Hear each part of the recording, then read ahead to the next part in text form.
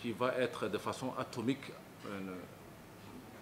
géré, apprécié, recherché de façon atomique, c'est-à-dire de façon vraiment séparée du reste. C'est un projet global. Nous parlons de bidonville, c'est-à-dire nous parlons de l'urbanisation dans sa globalité. Nous avons voulu mettre la priorité numéro 1 parce que le président de la République a expressément demandé les hauts responsables de la Banque mondiale qui étaient en visite l'année dernière, comme Atousek le disait. Mais il y a eu également un programme national où nous avons d'ores et déjà anticipé sur certaines choses. Ce qui va être important, c'est la collaboration et le travail en équipe. C'est-à-dire, c'est la réponse de toutes les institutions de la République comme une seule réponse. C'est-à-dire comme une seule équipe et une seule plateforme. Si le ministère de l'Habitat, en particulier le ministère en charge du logement, a été chargé de cette question, ça ne veut pas dire que les autres ministères ne sont pas concernés. Nous sommes tous concernés, en premier chef, le ministère de l'économie et des finances, qui va être chef de file pour la mobilisation de ces ressources. Et ces ressources, on ne va pas seulement espérer de la Banque mondiale, parce que les ressources nécessaires seront insuffisantes par rapport à ce que nous disposons actuellement.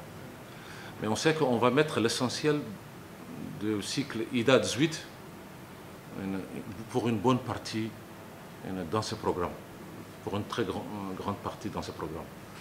On aura besoin de tous les autres partenaires. Et si on doit mobiliser suffisamment de ressources, ça veut dire qu'on doit avoir un processus qui soit unifié au niveau du gouvernement de Djibouti. On ne peut pas se permettre à ce que ce travail soit retardé parce qu'il y a telle ou telle institution qui n'a pas participé à telle ou telle réunion ou qui n'a pas accueilli les missions qui vont venir de plus en plus régulièrement et souvent. La préfecture, la mairie, les communes, les institutions, comment dirais-je, les établissements publics, tous ces acteurs-là sont importants. Il n'y a pas un qui doit être. La dimension sociale de ces projets doit être également appréciée à sa juste valeur. En d'autres termes, le ministère des Affaires sociales doit être également au cœur de ce processus. Sans oublier, bien sûr, toute la dimension employabilité et surtout durabilité de notre intervention par rapport à ces programmes que le président le souhaite. En d'autres termes, on doit réfléchir en quoi ce plan national des zéro bidonville va impacter sur le plan de l'employabilité de nos jeunes. Il y a un projet qui est adjacent à celui-là, c'est le centre d'excellence des métiers du bâtiment. Donc, en conclusion, vraiment, on doit prendre conscience de l'intérêt et de l'urgence de ce projet, de la priorité absolue que le président de la République et de son gouvernement accordent à ce programme et de l'engagement favorable de tous les partenaires autour de cette thématique.